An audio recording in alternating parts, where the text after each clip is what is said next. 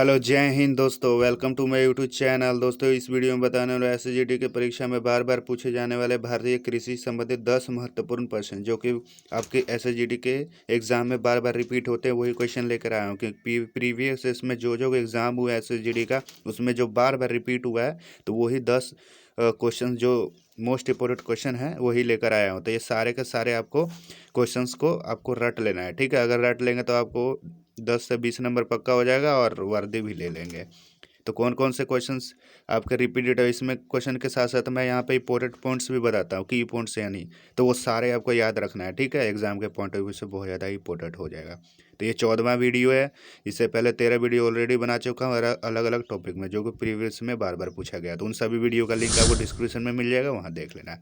चलिए first question चलते हैं। फर्स्ट क्वेश्चन है, इनमें से कौन खरीफ फसल नहीं है, आपको बताना है। आपके पास 4 ऑप्शन है, कपास, मूंगफली, मक्का, सरसों। तो आपको 10 सेकंड मिलेंगे। 10 सेकंड के अंदर आप जवाब दें।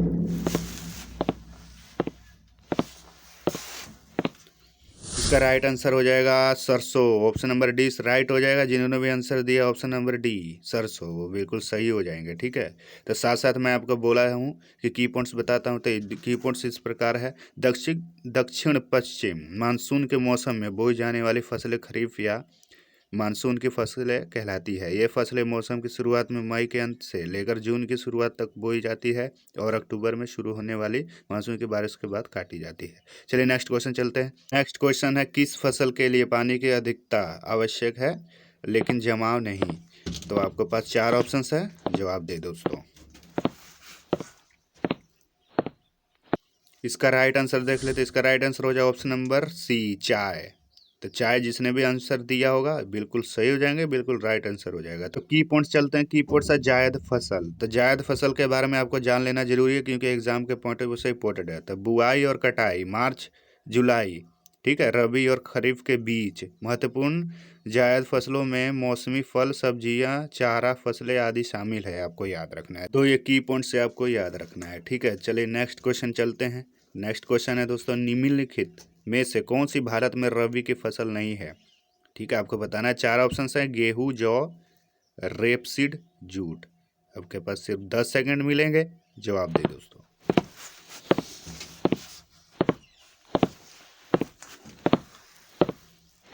राइट आंसर देख लेते हैं। राइट ऑप्शन हो जाएगा ऑप्शन नंबर डी जूट। जिन्होंने भी option number D jute answer दिया बिल्कुल सही हो जाएंगे, उनका आंसर राइट हो जाएगा। तो चलिए अब चलते हैं कि कुछ इंपॉर्टेंट पॉइंट्स पर, जो कि आपके एग्जाम को पॉइंट ऑफ व्यू से बहुत ज़्यादा इंपॉर्टेंट की पॉइंट्स देखा था। रबी की फसलें, कुछ रबी की फसलें के बारे में बताया गया है।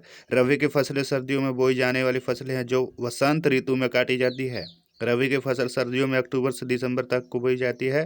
गर्मियों में अप्रैल से जून तक काटी जाती है। इनमें गेहूं, जौ, चना, मटर और मसूर शामिल हैं, आपको याद रखना है।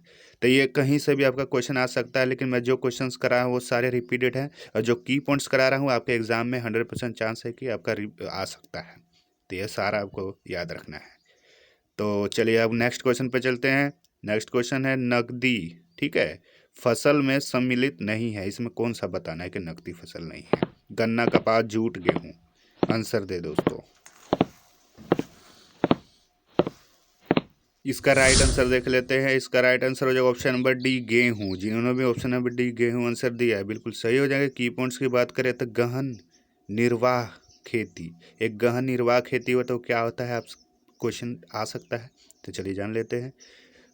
गहन निर्वाह खेती में किसान सरल साधनों और अधिक श्रम का उपयोग करके भूमि के एक छोटे से भूखंड की खेती करता है। गहन निर्वाह कृषि आपका दक्षिण पूर्व और पूर्वी एशिया के मानसून क्षेत्रों में घनी आबादी वाले क्षेत्रों में प्रचलित है। तो दोस्तों गहन निर्वाह खेती क्या होता है, यहाँ आपको पता लग गया। चलिए अब नेक्स्ट क्वेश्चन चलते हैं। नेक्स्ट क्वेश्चन है फिफ्थ क्वेश्चन। तो भारत में श्वेत क्रांति के जनक माने जाते हैं। इनमें से बताना है, मोस्ट इंपोर्टेंट क्वेश्चन है, आपको बताना है। 4 option, doctor V Kurien, Shri S S Rao, Shri S K Bhardwaj, Shri आपका मोरारजी देसाई। आपके पास सिर्फ 10 सेकंड है, आपको 10 सेकंड के अंदर जवाब देना है।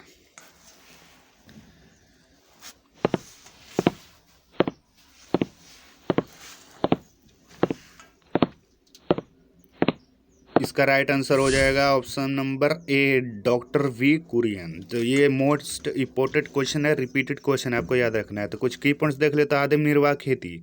तो आदिम निर्वाह खेती क्या होता है आपको जान लेना जरूर। आदिम निर्वाह कृषि में स्थानांतरण, ठीक है, झूम खेती और घूमतू पशुपालन शामिल है। व्यापक निर्वाह कृषि ये तो होता है, तो वो जान लेते हैं। व्यापक निर्वाह कृषि कम आबादी वाले क्षेत्रों में खेती है। उत्पादकों के परिवार के प्राथमिक उपभोग के लिए फसलों और जानवरों के न्यूनतम उत्पाद के लिए भूमि पर विशाल विस्तार खेती की जाती है। तो दोस्तों ये आपके की पॉइंट्स जो भी करा रहा है, इंपॉर्टेंट पॉइंट्स, ये सारे आपको याद करते चलना है, ठीक है।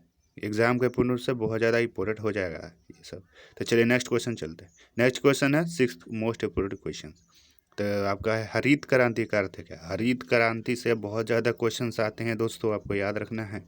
तो हरित क्रांति का अर्थ क्या है, आपको 4 ऑप्शन है, आपको राइट आंसर देना है।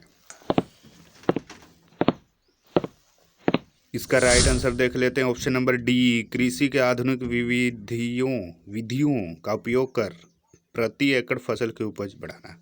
की पॉइंट्स देख लेते हैं भारत में हरित क्रांति के बारे में। तो हरित क्रांति शब्द का प्रयोग सर्वप्रथम विलियम गॉड ने किया था और नॉर्मन बोरलॉग हरित क्रांति के जनक हैं, ठीक है, याद रखना है। तो स्वतंत्रता के बाद भारतीय नीति निर्माताओं ने खाद्यान्न में आत्मनिर्भर प्राप्त करने हेतु सभी उपायों को अपनाया। चलिए नेक्स्ट क्वेश्चन चलते हैं। नेक्स्ट क्वेश्चन है भारतीय सब्जी शोध संस्थान, ठीक है, स्थित है। आपको बताना है भारतीय सब्जी शोध संस्थान स्थित कहाँ पे है। 4 ऑप्शन है, राइट आंसर दे। इसका राइट आंसर हो जाएगा ऑप्शन नंबर ए, वाराणसी में है। तो आपका ये भारतीय सब्जी शोध संस्थान आपका वाराणसी में है, याद रखना है। तो जिन्होंने भी आंसर दिया होगा बिल्कुल सही हो जाएंगे, राइट हो जाएंगे। की पॉइंट्स की बात करें, शक्कर वाटिका, ठीक है, ये क्या होता है ये आपको जान लेना चाहिए। यह एक छोटा कृषि उद्यान है जिसमें रसोई के अपशिष्ट जल का उपयोग करके घर के पीछे फल और सब्जियां उगाई जाती है। झूम खेती क्या होता है। झूम खेती के बारे में जान लेते हैं। एक कृषि पद्धति है जिसमें वन या वुडलैंड में पौधों को काटना और जलाना शामिल है, तो आपको याद रखना है। चलिए क्वेश्चन नंबर 8 पे चलते हैं। श्वेत क्रांति का संबंध किससे है दोस्तों, ये भी क्वेश्चन आता है। मोस्ट इम्पोर्टेंट क्वेश्चन सारे रिपीटेड हैं। तो आपको 4 ऑप्शन है, आपको 4 ऑप्शन में से राइट आंसर देना है।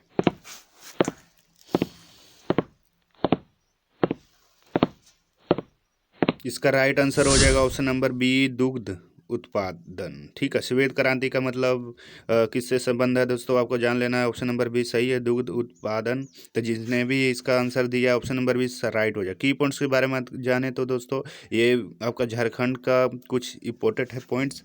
तो झारखंड राज्य में झूम कृषि, ठीक है, कृषि को कुरवा के रूप में जाना जाता है। ये क्वेश्चन आ सकते हैं दोस्तों। यह उष्ण कटिबंधीय क्षेत्र में विभिन्न नामों से प्रचलित है। भारत के पूर्वोत्तर राज्यों में झूमिंग है, आपका मध्य अमेरिका मैक्सिको में मिल्पा है, ब्राजील में रोका है, इंडोनेशिया और मलेशिया में लद्दाख है। तो चलिए अब नेक्स्ट क्वेश्चन चलते हैं। 9th question. तो ये मोस्ट इंपोर्टेंट ये भी क्वेश्चन है, तो आपको जान लेना है। तो भारत में सर्वोत्तम चाय कहाँ पैदा होती है दोस्तों, आपको बताना है। 4 ऑप्शन है, जोरहट, नीलगिरी, दार्जिलिंग, कूच बिहार।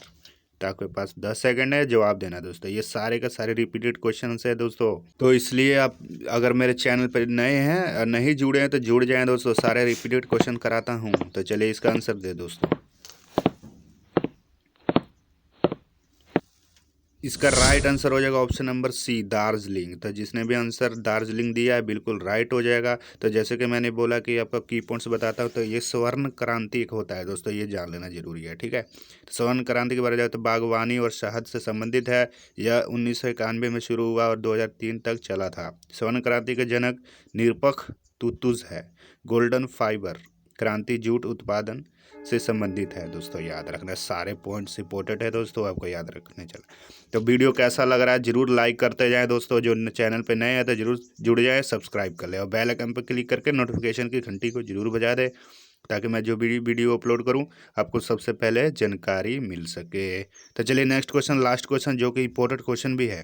तो है दोस्तों, इसका जूट उत्पादन में सबसे प्रमुख प्रदेश कौन सा है, आपको बताना है।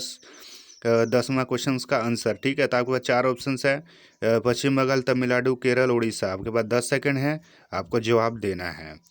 तो वही बोल रहा हूँ दोस्तों कि इसमें ये तो फसल संबंधित क्वेश्चंस करा रहा हूँ, तो उससे पहले जो जो टॉपिक्स इंपॉर्टेंट है वो सारे करा चुका हूँ। सभी वीडियो का लिंक डिस्क्रिप्शन में मिल जाएगा, वहाँ देख लेना। तो चलिए इसका आंसर दे दोस्तों। इसका राइट आंसर देख ले, तो इसका right answer option number A Paschim Bangal. Paschim Bangal जिसने भी आंसर दिया बिल्कुल सही हो जाएंगे, राइट हो जाएंगे। तो इसका 10वें क्वेश्चन का की पॉइंट्स देख लेते हैं, क्योंकि ये इंपॉर्टेंट क्वेश्चन है इसलिए इसका की पॉइंट भी इंपॉर्टेंट सारे के सारे हैं, आपको याद करना है। क्रांति और संबंध, ये सारे क्रांति आपको याद कर लेना है दोस्तों, ये इंपॉर्टेंट है। तो भूरी क्रांति आपको याद कर लेना है, हरित क्रांति, ग्रे क्रांति, गुलाबी क्रांति, लाल क्रांति, गोल क्रांति, रजत फाइबर क्रांति। रजत क्रांति, श्वेत क्रांति, पीली क्रांति, नीली क्रांति, काली क्रांति। आपको सारे ये जो काली, नीली है, लाल है, सारा आपको याद रखना है दोस्तों। तो भूरी क्रांति का संबंध याद है तो चमड़ा कोको से है, हरित क्रांति का कृषि उत्पादन से है, ग्रे क्रांति का उर्वरक से है, और गुलाबी क्रांति का प्याज झींगा से है। तो इसी तरह से आपका वो याद करते चलना है। तो इस वीडियो में इतना ही दोस्तों। अगर वीडियो पसंद है तो लाइक कर दे, चैनल पे नए तो सब्सक्राइब कर दे। चलिए नेक्स्ट वीडियो में मिलेंगे। जय हिंद दोस्तों।